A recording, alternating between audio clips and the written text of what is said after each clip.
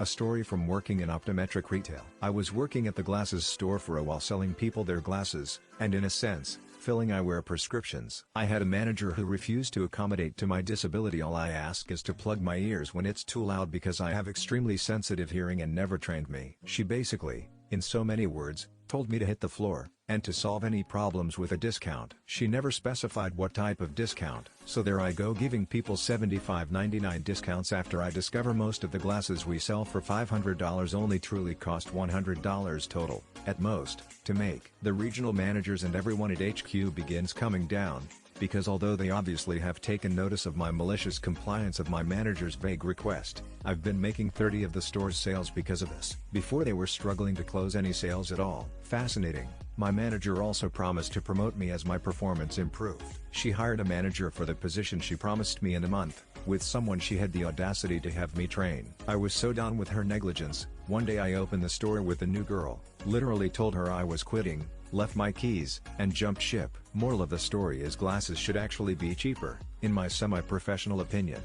Asinine office return policies. There are a number of companies and agencies in the US who are implementing stricter office policies, with mostly requiring 3 days to be spent in person at an office location. Although there are a lot of good reasons for this: stimulate the local economy, engage with teammates, improve corporate culture, the actual mechanisms for measuring this are, well, poorly implemented. My corporate overlords have instigated such a policy. Needless to say, be in the office 3 days a week has been met with the obvious MC. My team have taken it to heart, and so 3 times a week, to a person, they trek to the office on public transit, swipe their badges, say hi and have a brief meeting, then all trek home. Corporate bean counters. See office policy met. I see 20 lost productivity from the team on those 3 days. Sigh. Go to the warehouse for lunch. I am a career garage door repairman. About a decade ago I was working for a particularly cheap owner. He felt that the installers and I were robbing him with the amount of hours we were working. This owner decided that the guys were taking longer lunch breaks than reported and clocking in earlier than he was willing to pay for. His solution was not the brightest. You had to clock in on time, and you had to drive from wherever you were working back to the warehouse for your hour lunch. We always started working about half an hour before clocking in, loading our trucks and organizing our days. We immediately stopped that. Our usual 45-minute lunch break we never took the full hour, now could take up to 3 hours depending on drive time. Overtime went from roughly 2 hours a person per week to almost 8. This lasted exactly 1 pay period. We all tried to tell him, but some people just don't understand until they see it. Green money. One day around 1990 I was teaching a HS chemistry class when the students unexpectedly started clapping after a demonstration. Without stopping to think, a bad habit of mine, I said, next time don't just applaud, throw money. Then, realizing I was talking to high schoolers, I added, the green kind. The next day, at some point in my lecture, some of the students started clapping while others started tossing coins. For a couple of seconds nickels, dimes, and quarters bounced off my demonstration desk and the blackboard behind me. Looking down at the change laying on the desk, floor, and chalk tray, I saw that every coin was green. Someone had used a green magic marker on each coin. It turns out that someone was my son, who was one of the students in that class. And the coins laying all around me, they came from the can of spare change at my own house. LOL.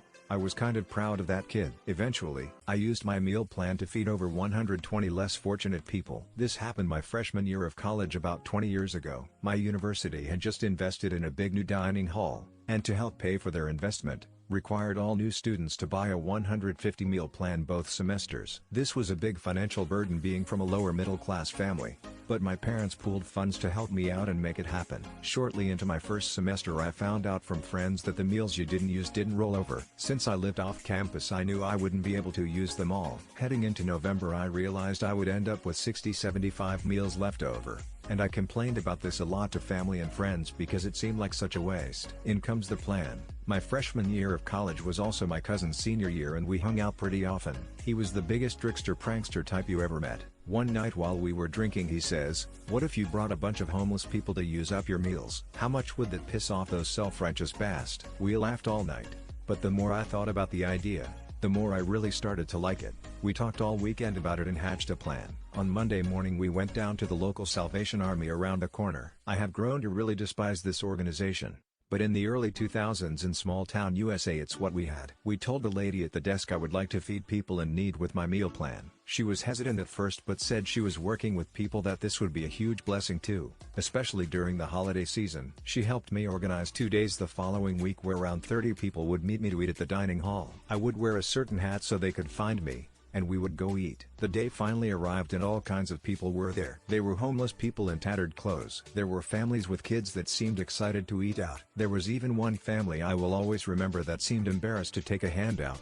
But I made an effort to talk to everybody and make them feel welcomed. At noon we headed into the dining hall. I walked up to the lady at the entrance and said, "These people are with me. They are my friends. I would like to swipe them in." She looked confused but reluctantly said okay. To say we got every reaction humanly possible would be an understatement. There were staff that were obviously annoyed with the influx of diners. There were students that were laughing. There were students that were giving me the silent clap. There were snobbish faculty members that seemed to be disgusted at the type of people coming into the dining hall. I didn't care at all. Eventually, a head staff member came up and said they knew what I was doing and they didn't like it. I said, "These are my friends eating with me. I paid for these meals. Am I doing anything wrong?" She was stumped. The next day the same situation happened with the same reactions. It seemed that I had caused quite a stir on campus, and it just so happened that the university president was eating there that day. She came up to me and said even though she would ask that I not tell me friends to do the same thing with their meals as the staff couldn't handle the influx of diners, she was proud that her students had the heart to do something for others like that. The following semester I did the exact same thing. I even used my meals sparingly so I could bring more people. The one memory that will always stick out in my head is the family with the little kids so excited to go to the pizza bar and soft serve ice cream machine giggling the whole time. To this day it's still one of the proudest moments of my life. Me and my friends and family still have a drink and chuckle over the story and the snooty, angry reactions I got.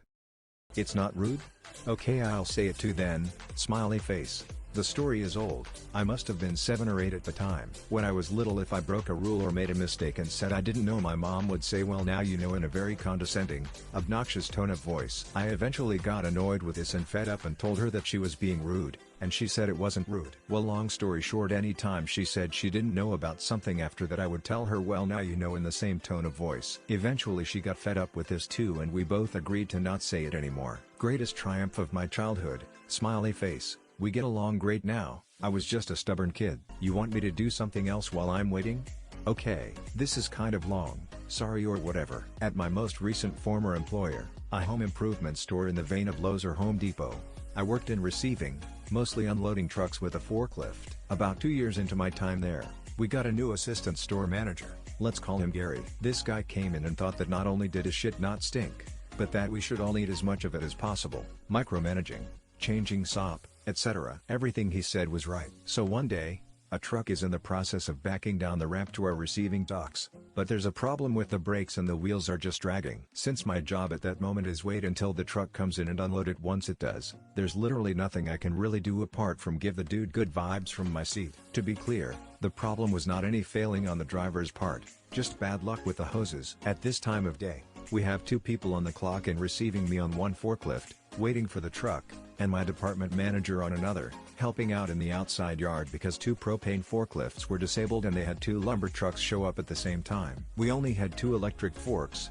and they were the only ones that could be inside the building. Redacted to protect those with no sense of humor, so basically, I'm literally all alone on the only available forklift that can unload the truck. Which is fine, because that's my fucking jam. At the same time, we only had 1 dock of 3 available for live loads, because one already had an unhooked trailer and the other was broken. So, while we're understaffed and short equipment, and while the driver is trying to unfuck his truck, Gary walks into receiving with 2 other department managers and sees me sitting on the forklift, basically just twiddling my thumbs as I watch the driver. I can understand how it might look like I'm fucking off, since I kind of am, but not really. "Why are you just sitting there?" Gary asks me. "Waiting for the truck to back up," I say. He says, "While you're waiting, you can do other things." I look out the dock door and see the driver come out from between the truck and trailer and get back in the cab, so I say, "But he's almost got it. He'll be docked in like a minute." And in that minute, you can do other things. I've had more than my share of shitty leaders in my life, and I can tell by Gary's tone and body language that nothing is going to shake him from this attitude, so I just say,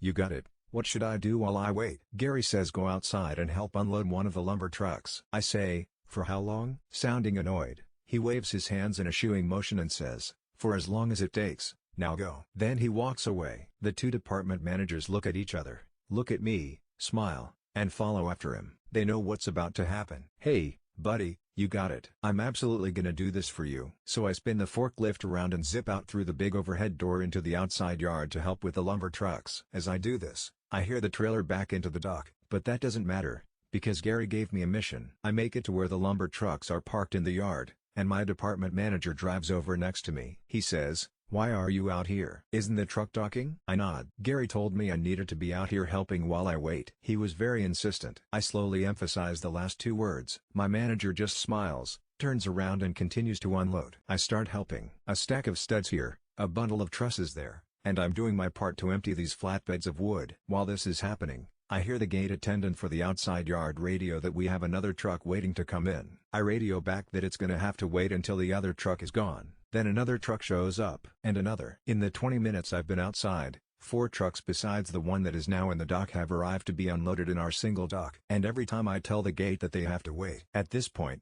the general store manager Mike finally hears what's happening over the radio and cuts in. "Hey, what's going on? Are we not unloading the truck and receiving?" I radio back and say, "I'll be there in just a second." I put the load I've got on my tines where it needs to go and haul ass back to receiving. As I drive into the bay, Mike and Gary are both standing there, with the driver next to them. I zip up to them and hold my hand out for the driver's paperwork. He hands it to me as Gary says, "What the hell is taking you so long? Why haven't you started unloading yet?" "You told me to help on the lumber trucks while I wait," I say. Gary sputters and says, "I meant until this truck was in the dock." I look at Mike and then back to Gary. "I asked you for how long and you said for as long as it takes." "I didn't say that." I look at him and he looks at me, like he's daring me. And I like taking dares. I name the two department managers who were with him when he told me and say, "We all heard you say it. You were very clear." His face turns the color of an apple, and not like a Fuji or Gala, but a red fucking delicious. He opens his mouth but Mike puts a hand on his arm and stops him. Mike looks at me and says,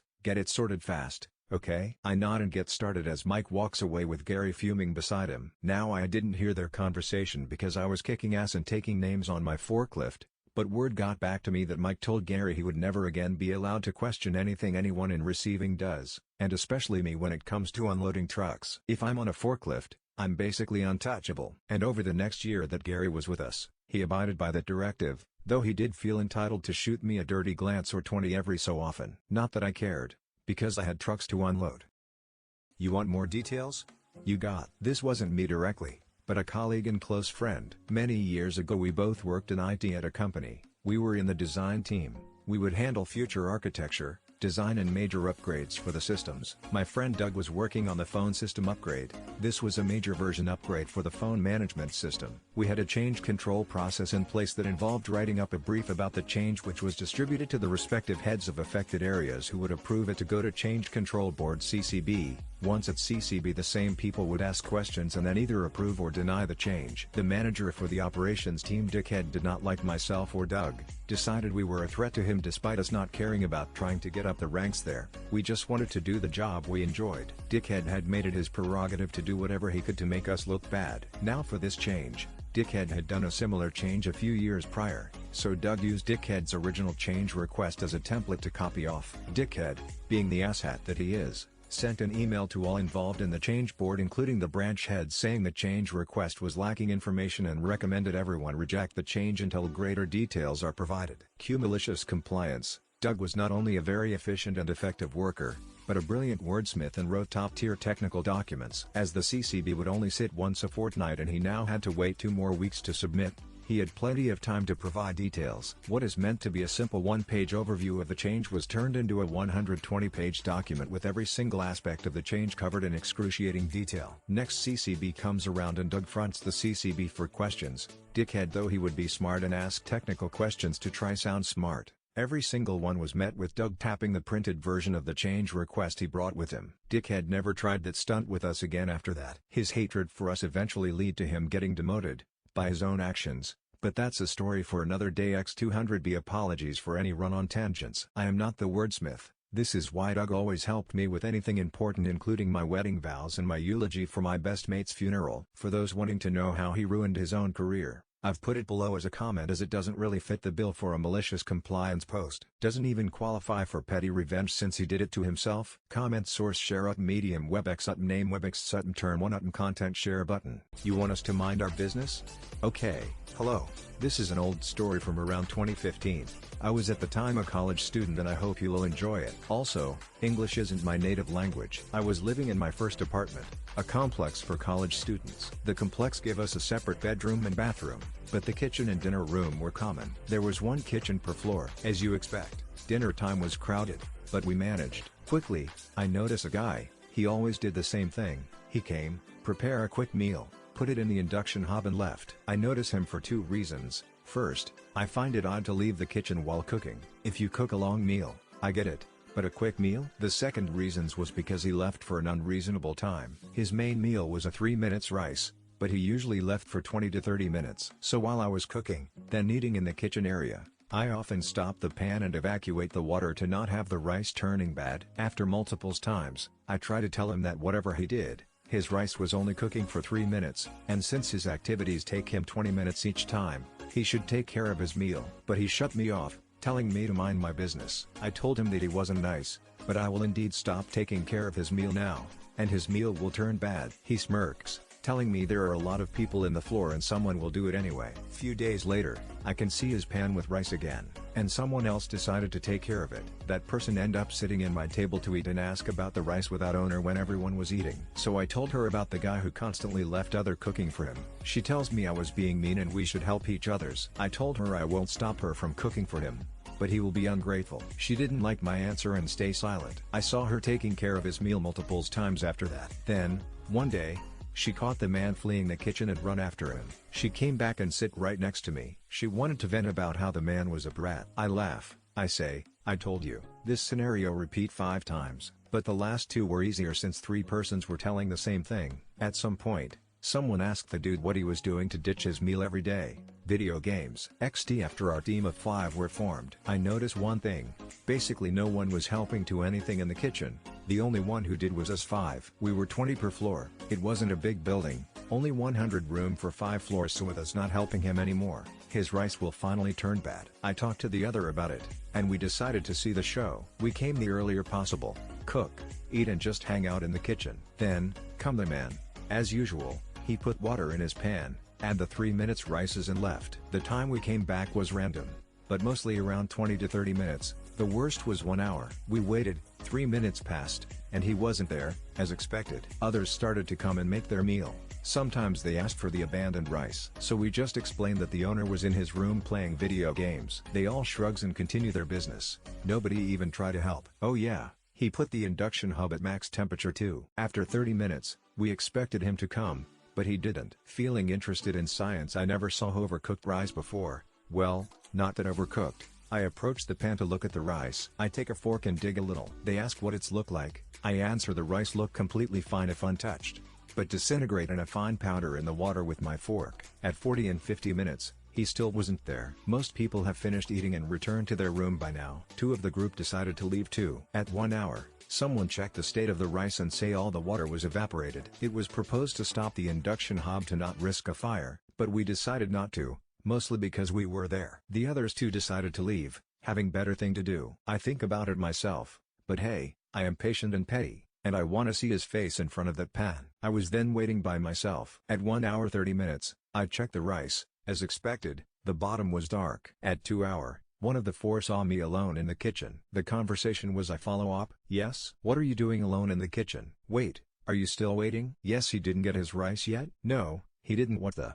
But I took a shower and watched the TV. This rice cooked since when? It's been 2 hours now. No, that impossible. I used the chronometer of my phone. The induction hob is off, right? No, I didn't put it off, but I opened the window for the burn odor. She approaches the pan, and declare the rice burn. She quickly left the kitchen, exited. At 1 hour 10, she came back with the 3 others and snacks. Everyone wanted to see the state of the rice. Someone tried to dig with a wooden spoon and declare the pan damaged. He couldn't dig at all. The rice has melted and now be a part of the pan. I don't know much about it.